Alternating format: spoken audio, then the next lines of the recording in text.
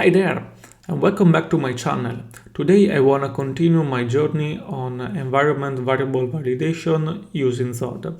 In particular, I want to show you how you can integrate the previous implementation in a React application using context and React hooks. And this content is part of my series about Zod, and you can find more in my channel. But don't waste time and let's jump in it. The application is always the same. There is a search input where you can type the username of a GitHub user and the system provides the search for you. The result is print on the DOM and you can see the list of the user that match with your search. But I don't want to waste too much time to re-illustrate the application again, and it's time to see the code in action. So it's time to move on our editor. The structure of the application is pretty simple. There are a num component and inside there is a query state and the user state. Then there is a user GitHub hook that exposes a function called search a user. This function provides the request for us, and inside of this function the code uses two environment variables, the with GitHub API URL and the with GitHub per page variable. The current implementation uses the implementation shown in the previous video. So inside of the loader file, the code returns the result of the ensure environment function. And in this case, if the import.meta.env is like expected in the schema, the function returns the environment, otherwise raise an error and show an alert in the application. The goal of this content is remove the import environment directly from the environment file and wrap the environment inside of a React context. In this way we can use an hook called, for instance, use environment, and we can access to environment by this hook. To create our context, we have to create a new file inside of the environment folder, and we can call it environment context.tsx. Inside of this file, we have to create a context called environment context, and we can use the create context function from React to create our context.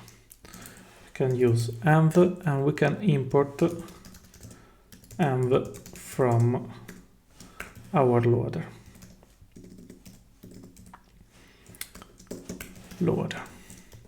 And we can also use the environment types. After that, we have to create a provider to wrap our context in our application. So we can create a simple React component called export function environment provider, for instance. And we have a props with the children. We get the children.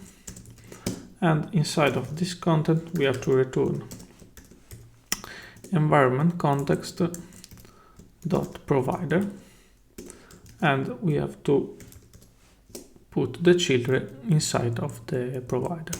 Then for the value we can use the env object. After that we have to create our use env hook. So export function use env, and this function return the environment. So now we can use the GTX and use context, and we can use environment context. Now we can check if the context exists. Otherwise, we can raise an error, for instance, new error, environment context not exist, and then in case the context exists, we can return it. Now we have to integrate our provider, our context, and our use environment hooks in our application. First of all, we have to export our provider in the index.ts file inside of the environment folder. So export star from environment context, and we can also remove the default export. Now we have to use this provider inside of the application, so we can go to the app.ts file and wrap the home component with the environment provider component. Then we can remove the import of the environment file, and we can take only the environment provider import. Now our application is ready to use our environment context inside of the component or of the hooks. Now it's time to go to our use GitHub file and refactor the code to use the hook. So we have to remove the import of env and use the use env in this case. Then we have to use this hook inside of the use GitHub hook. How? In this way. We can use const and, for instance, env equals to use env. And perfect. Now we have integrated our use environment hook with our use GitHub hook. And now it's time to see how the application works. Okay, now if I type pupo, for instance, the application runs without any problem.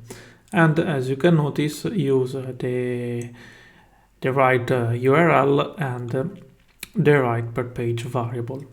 But if I go to the application and change, for instance, the with GitHub per page variable from 20 to AAA, and I restart the server, and then I restart up React, then I go back to my application. As you can notice, the application show an alert, and in this case, invalid environment variable, the with GitHub per page variable must be a number, and in this case is a string because the value is AAA.